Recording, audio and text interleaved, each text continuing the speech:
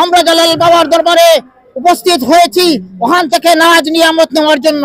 জালাল বাবার উরুস মুবারকে উপমহাদেশের যত ওলি আল্লাহ আছে, রুহানি পুণ্যতা যত আছে, ওলি আব্দুল যারা জীবিত আছেন, ওরা সবাই একত্রিত হবে ওনাদের সুহবত নেওয়ার জন্য, ওনাদের দোয়া নেওয়ার জন্য জালাল বাবার দরবারে আসলাম।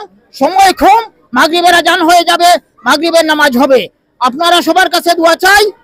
এই হযরত শাহজালাল রহমাতুল্লাহ আলাইহি মানে এই সিলেট ভূমিতে না আসলে, এই সিলেটে আমরা দিন পেতাম না, আমরা ইসলাম পেতাম না। হযরত শাহজালাল রহমাতুল্লাহ আলাইহি কিভাবে সিলেটে আসলেন? ওনার জন্ম তুরস্কের কুনিয়াতে। উনি যখন ভূমিষ্ঠ হওয়ার পর 3 মাস বয়স, তখন ওনার বাবা মারা যায়, মা মারা যায়। ওনার মামা সুহরাওয়ার্দী সাহেব, ওনার মামা সুহরাওয়ার্দী সাহেবের কাছে উনি লালিত পালিত হন। সুহরাওয়ার্দী সাহেব আল্লাহর ওলি আল্লাহ ছিলেন, ইলমে ফেরাসতের মালিক ছিলেন।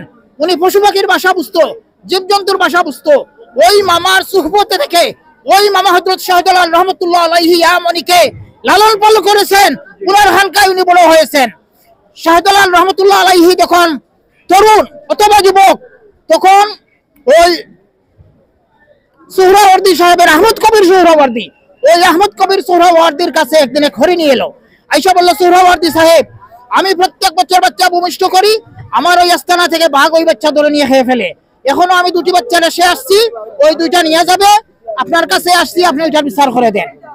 আহমদ কবির সুহরাওয়ার্দী সাহেব ওখানে যান নাই।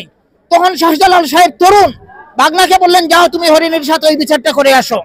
হযরত শাহজালাল রহমাতুল্লাহ আলাইহি সাহেব মুজাররদে ইয়ামানি হরিণের সাথে সাথে ওই হরিণের আস্তানা পর্যন্ত গেলেন।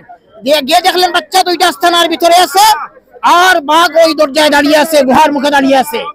হযরত শাহজালাল রহমাতুল্লাহ আলাইহি ইয়ামানি ওই বাঘের সামনে হয়ে পাঞ্জাবির হাত আঁটিয়ে মুষ্টিবদ্ধ করে ওই বাঘের মুখে ঘুষি দিলেন।